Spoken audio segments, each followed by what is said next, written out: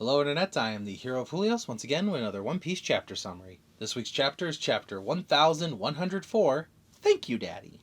Which is cute because the last chapter was I'm sorry and now it's thank you because, oh, he's here to save the day. The artwork for this week is pretty cute. It's Sanji delivering this cake to this rat couple, mouse couple that just got engaged. Very cute. We all know Sanji does have an affinity for feeding mice and taking care of mice, so it's just a cute little artwork. The chapter itself also starts actually pretty cute. Well, we have a cute moment right after an epic moment. So let's talk about the epic moment first. So, you got Kuma. He's holding Bonnie in his arms, and the big Spider-Man Waternoose himself comes stabbing down. Kuma tanked the hit, and he turned around. He winds up his punch, and we just get this flashback through Kuma's life. Just all the highlights one last time, reminding you of everything this has led up to. The people he loved, the people he lost, the good and bad. And now with new revelations of the whole Sapphire Scales thing, it's literally all Saturn's fault. Everything bad that has happened in Kuma's life has been Saturn's fault. Well, Ginny got captured by a different celestial dragon. But aside from that, everything else has been Saturn's fault. So, Kuma takes his fist, leaps up to him, and just wallops him with a force so powerful that we'll see later, he loses an arm and a horn to this impact, as he's just sent through multiple buildings. I couldn't really tell based on the art, but it looks like Kuma followed it up with a beam on top of everything. Like, this was a massive attack.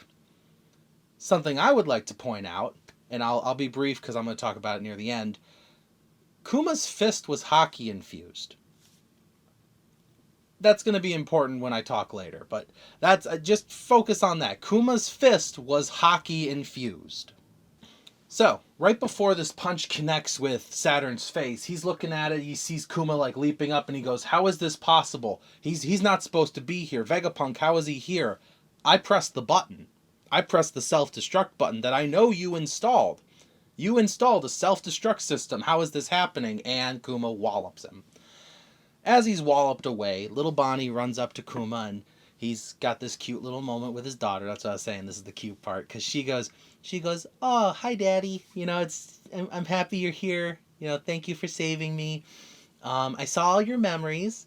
Mommy seems like she was a very wonderful woman, and I saw you sent me all the letters. That's great. I got to read them through your memories, because I never got the letters, because I'm going to guess the world government destroyed the letters, probably.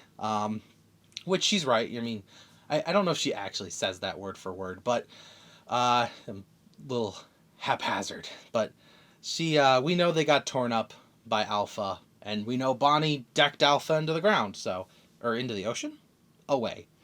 Anyways, Bonnie's reunited with her daddy. It's oddly bittersweet, because now she's got Kuma back. She's got her dad back.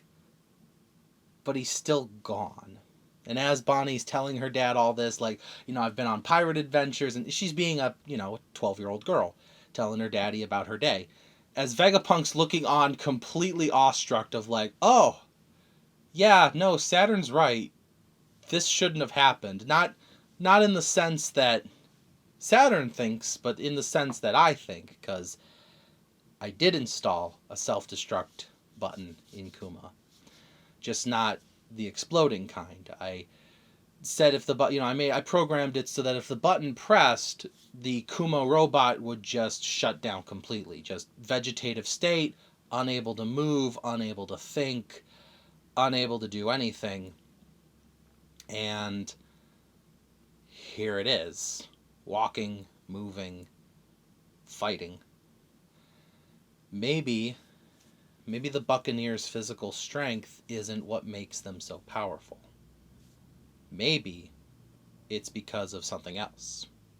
Because Vegapunk goes on to say that the Buccaneers were once the race that, and in typical Oda fashion, he interrupts Vegapunk's thoughts because why give all the exposition right now? I can save that for like 3 arcs from now just to mess with you guys. So we cut right back to the action as Saturn's getting back up and the Buccaneer info is never told to us. My guess is that the ancient clan of D is actually the Buccaneer race, or the Buccaneers lived alongside the D clan in that ancient kingdom that the Gorosei would hate for the name of it to get out. What's interesting about that is just the very mention of the name of that kingdom was enough for the 5 elders to like destroy everyone. So there's got to be something in that name that holds power over them. Maybe not power like in the actual like metaphysical sense, but power as in like if everybody knew the name of that kingdom, questions would be asked so quickly that nothing could stop it. Whatever the reason, Saturn is not happy. So Saturn gets up. He's got his horn gone, his arm is missing, and he is mad at Vegapunk. He's like, "You, tiny man with the brain in the giant jar. What happened here?" And Vegapunk sitting there, he's even has the audacity to snarkily reply here. He just goes, "Well, if it makes you feel better, I'm gonna chalk this one up to the power of love." Like, and I'm a scientist talking. Like, I'm just gonna say, hey, that thing that's not moving should not be moving, and yet here it is. So, Christmas miracle? As he's explaining this with the side joke, Saturn's arm comes back, just like reforms, the horn repairs itself, and even Sanji calls out the complete BS of this. Like, really? This is the first time we've ever seen regeneration, aside from Marco the Phoenix. Is there anything this spider, demon, bull, old man, Waternoose, power, devil fruit can't do? It seems to also have the power to paralyze people, although after that punch, everyone else is able to move again. So I'm wondering how that's connected as well. But we're starting to get into like, I've never watched Jujutsu Kaisen. I might actually start watching it because a friend of mine's really big into it, and he really likes One Piece. We really share a lot of theories and ideas, so I think I might watch that just to get where he's coming from when he mentions it. But so he stopped me if I'm wrong. Is domain expansions? Is that what that's from? I like anime, but One Piece is like my main thing where I actually retain real information. Everything else, I kind of just watch haphazardly. It seems like these ancient mythical zone demon fruits, I wouldn't be shocked if Waternoose here has like 18 different powers, effectively like 20 devil fruits gobbled together. Marco has a couple fruits. Luffy seems to have the power of imagination on his side, so it would make sense that the 5 elders all have like a list of things they can do. I will say I know a certain pair of red-haired pirates, both red-haired Shanks and Eustace Kid, who would love the ability to regenerate their limb. But this is not so. So Saturn's back up. He's at full health, and he gets ready to just try this. He actually literally just tries the same attack again. He's just like, all right, well, time to finish you off as I do the exact same thing I did before. He just tries to stomp Kuma, which... Okay, so list of powers here. We've got regeneration. We've got probably some spider web power that stops people from moving. He's immune to the aging thing. That could be an op fruit like eternal youth thing, so he can't be aged up or down. He might be too old to age down. He might be immortal, so he can't be aged up. But it seems in terms of like actual damaging abilities, oh, he can also teleport because we saw that big summoning circle that he came out of. But as far as attacking abilities, it seems to be, I'm a giant spider, I'm going to use my giant spider foot. And he literally tries the exact same attack again. I'm just going to stomp on Kuma because it worked so well the first time. Only to have that stomping foot knocked away by Sanji, because don't you dare make this poor little girl cry. Right before Saturn can even respond to that, though, Frankie blasts him with a radical beam. So, congratulations, Frankie. Sanji, you both get to join the list of Straw Hat crew members who have struck one of the 5 elders. Your punch may not have been as epic as Bartholomew Kuma's, but it is quite something to say, because actually, even Luffy hasn't hit one of the 5 elders. He punched Charlos, but you punched the supposed gods of this world, so good job, guys. Sadly, Frankie then becomes Mr. Not Appearing in Today's Chapter as Kizaru just slams him away. He's like, hey, Frankie, seems like you got really strong. You even have one of my lasers. Let's see how strong you got. Kick, gone. Oh, guess not. And Kizaru lands. Atlas grabs the unconscious Kuma and runs with Bonnie as Sanji and Vegapunk are left staring down Saturn and Kizaru. Luffy is nowhere to be seen right now, which is a good news, bad news thing. Whoever gave Luffy the food must have also spirited him away to safety.